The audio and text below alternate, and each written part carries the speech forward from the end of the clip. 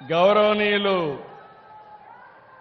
ప్రజాసేవ కోసమే రాజకీయాల్లోకి వచ్చిన ప్రభాకర్ రెడ్డి గారు, ఇంకో పక్కన సహచర మంత్రివర్గ సభ్యులు అచ్చెన్నాయుడు గారు, రామనారాయణ రెడ్డి గారు, ప్రభాకర్ రెడ్డి గారు అదే సమయంలో ఇక్కడికి వచ్చినప్పుడు నా పక్కన కూర్చున్నటువంటి నాగరత్నమ్మ, శ్రీమతి నాగరత్నం గారు ఇప్పుడే మాట్లాడాడు. సాయిబాబు ఆయన అనుభవం సముద్రం లేకపోయినప్పుడు నేను అవలంబించిన విధానాలు అర్థమైనాయా లేదా అని తెలుసుకోవడానికి మాట్లాడితే చాలా క్లియర్గా మీ అందరికి ఎక్స్ప్లెయిన్ చేసే పరిస్థితికి వచ్చాడు అలాంటి సాయిబాబు.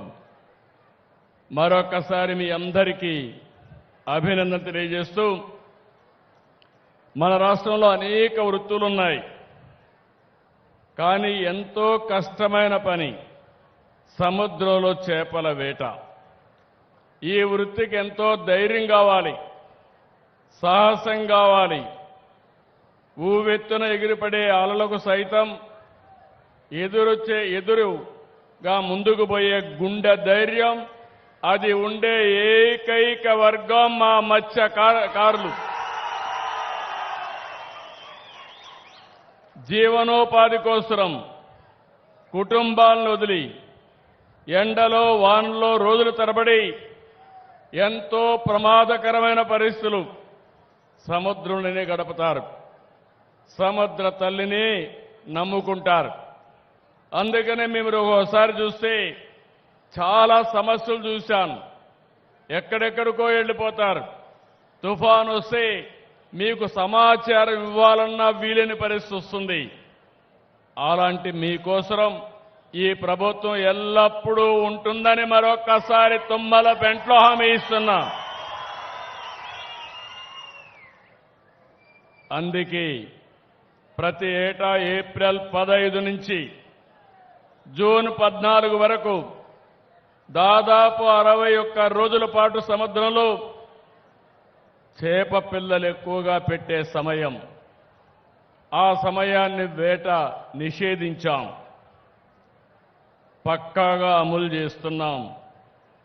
ఈ సమయంలో మీరంతా వేటకు దూరంగా ఉంటారు, ఉపాధి లేదు, వేటాడితే తప్ప కడుపు నిండే పరిస్థితి ఉండదు. అలాంటి మీకోసం మీ త్యాగాన్ని ఆదుకునేందుకే మత్స్యకారుల సేవలో ఈ కార్యక్రమాన్ని తీసుకొచ్చాం. ఈ ఏడాది మత్స్యకారుల సేవలో 1,30,796 మంది కుటుంబాలకు ఇస్తున్నాం.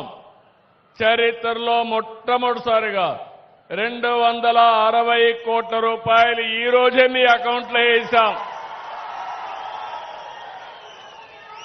మీ ఫోన్లో మీరు చూసుకోవచ్చు. పడ్డాయా లేదా? పడ్డాయి. మా తమ్ముళ్ళు హుషారుగా ఉన్నారు, ఫోన్ కూడా బాగా వాడుతున్నారు. ఎన్నికల్లో హామీ ఇచ్చాను, 10,000 20,000 పెంచుతా అన్నాను. అందుకే పోయిన సంవత్సరం 1,21,433 మందికి ఇస్తే 243 కోట్లు ఇస్తే ఈసారి మిగిలిన వాళ్ళు కూడా యాడ్ చేసి 262 కోట్లు ఇచ్చాం. నేను ఒక్క విషయం అడుగుతున్నా మిమ్మల్ని అందరినీ, మీరు చిన్నప్పటి నుంచి మీ పెద్దవాళ్ళు కూడా